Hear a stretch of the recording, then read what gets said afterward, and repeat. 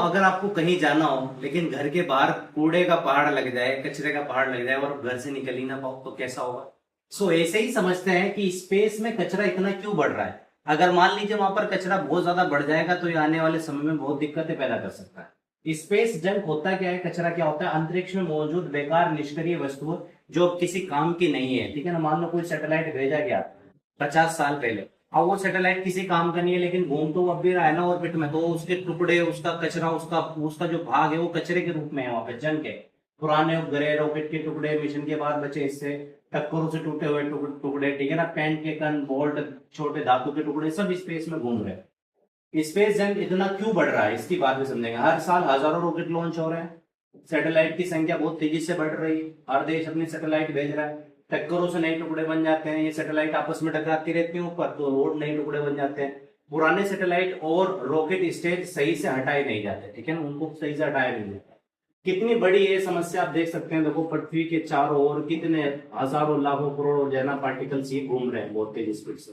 तो एक तो 10 सेंटीमीटर से जो बड़े टुकड़े हैं वो 36,000 प्लस है, 1 सेंटीमीटर से 10 सेंटीमीटर के बीच के टुकड़े 10 लाख प्लस है, और 1 मिलीमीटर से 1 सेंटीमीटर के बीच के टुकड़े दोस्तों 13 करोड़ प्लस स्पेस में घूम रहे हैं।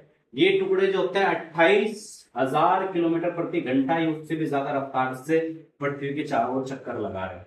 स्पेस जंक से खतरा क्या है, तो इससे सैटेलाइट, जो नई सैटेलाइट है उनको नुकसान हो सकता है, नष्ट होने का खतरा हो सकता है, अंतरिक्ष यात्रियों को जाने का खतरा हो सकता है, कम्युनिकेशन या जीपीएस इंटरनेट सेवाएं जो है बाधित हो सकती है, और भविष्य के मिशन महंगे और जोखिम भरे हो जाएंगे इससे। टकराव कैसे होता है, ये कैसे टकराती है, जब तेजी से घूमता स्पेस जंक है और ये सैटेलाइट है, मान लो कोई भी आईएसएस के पास से गुजरता हुआ, टक्कर होने पर हजारों नए टुकड़े बन जाएंगे इससे और ज्यादा कचरा बन जाएगा, ठीक है ना। इसे कैसलर सिंड्रोम कहते हैं, एक टक्कर और हजारों टक्करों की शुरुआत हो जाएगी, एक टक्कर फिर दूसरी फिर तीसरी, ऐसा शुरुआत हो जाएगी। इसे रोकने के लिए क्या किया जा रहा है, सैटेलाइट को अपने मिशन के बाद सुरक्षित तरीके से हटाना, ये पुराने रॉकेट स्टेज के स्पेस में छोड़ने के बजाय वापस आ जाए, जैसा स्पेस एक्स कंपनी के रॉकेट वापस आ जाते हैं, ठीक है ना। और उसके अलावा जो है ना, इनमें ट्रैकिंग और मॉनिटरिंग सिस्टम होना चाहिए, और नए तकनीक जैसे debris catcher, laser cleaning nets आदि का इस्तेमाल, जिससे कि स्पेस के कचरे को एक नेट में, एक जाल में पकड़ के नीचे लेकर आ जाए, और अंतरराष्ट्रीय नियमों का पालन किया जाए। भारत क्या कर रहा है, तो हमारे यहाँ जो इसरो है, इसरो स्पेस डेब्रिस को ट्रैक कर और मॉनिटर करता है। भविष्य के मिशनों में ड्रेविस को कम करने की तकनीक अपनाई जा रही है, और भारतीय वैज्ञानिक ड्रेविस हटाने की नई तकनीक पर काम कर रहे हैं, और भारत अंतर्राष्ट्रीय सहयोग और जागरूकता में सक्रिय भूमिका निभाता भी है। आप क्या कर सकते हैं, स्पेस साइंस के बारे में जान सकते हैं, जागरूकता फैला सकते हैं, सोशल मीडिया पर जानकारी देकर धरती पे कचरा कम करें, क्योंकि यही सोच अंतरिक्ष में सुरक्षा मदद करेगा, और स्पेस टेक्नोलॉजी में करियर बनाए और समाधान खोजे।